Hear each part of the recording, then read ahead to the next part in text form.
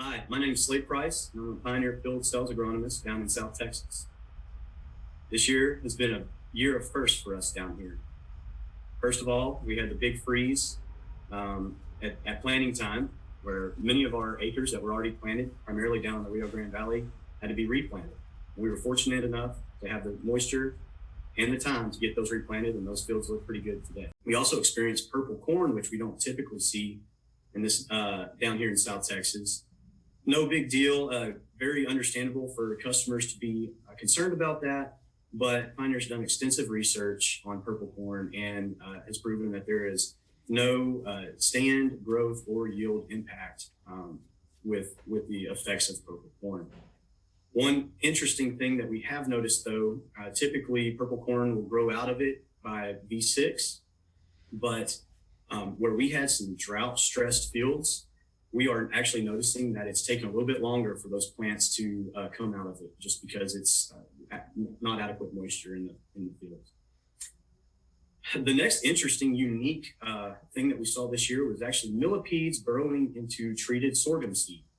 This is something we've never experienced. Many growers have never experienced down here. I was able to get some samples over to our Texas AgriLife Extension entomologist, and he did confirm it was millipedes. We think there's a few contributing factors here. Fortunately, there's only 3 to 4 acres affected, and those 3 to 4 acres were along a creek bed. Had a lot of brush in that creek bed, a lot of organic matter. Also, lots of organic matter in the field from prior seasons, as well as, I believe that field was dry planted, and there wasn't adequate moisture to really get a good stand. And I think that caused the millipedes, they were able to find that seed and able to burrow into it and start eating that seed before it was really ever able to take off. And I think that because many of the seeds that we found that were hollow and had holes eaten through them were actually either not germinated or had just germinated. And the next thing that we're seeing, starting to get some reports about sugarcane aphids in Johnson grass in the coastal bend of Texas. And in fact, heard yesterday that there are starting to spray for sugarcane aphids in Mexico.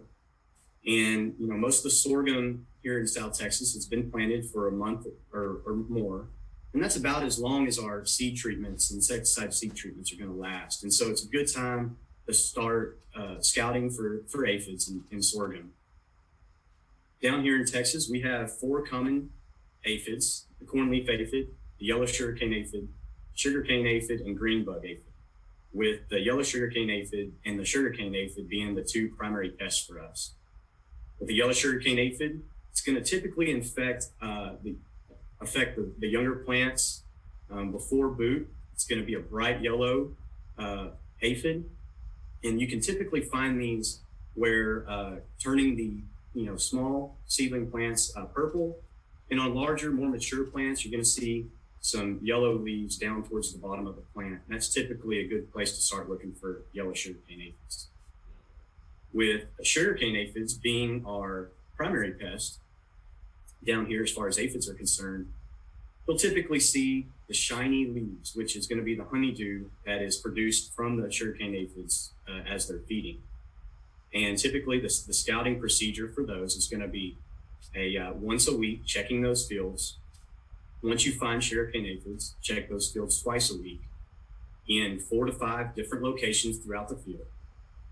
Whenever you're going to look at the underside of the lower leaves and the underside of the upper leaves, and when you find 50 to 125 aphids per leaf on 25% of the plants, that's when we're going to want to take action. Now, keep in mind, we want to be thinking about our beneficial populations as well when we start thinking about spraying a chemical out there. Spraying a chemical, insecticides are one management tactic, but another management tactic is actually going to be your more tolerant hybrid selection. We all know that to date there are not any sorghum hybrids that are 100% resistant to sugarcane aphids, but we do know that there are hybrids that have more tolerance than others. And over the last several years, since the sugarcane aphid has been a problem, Pioneer has done a lot of extensive research and breeding to develop more hybrids that have strong sugarcane aphid tolerance. Here in South Texas, we're very proud that about 75% of our sorghum lineup shows strong sugarcane aphid tolerance. That is designated by the Pioneer Protector Series. Anywhere you see that logo, have confidence that those hybrids are going to show strong sugarcane aphid tolerance.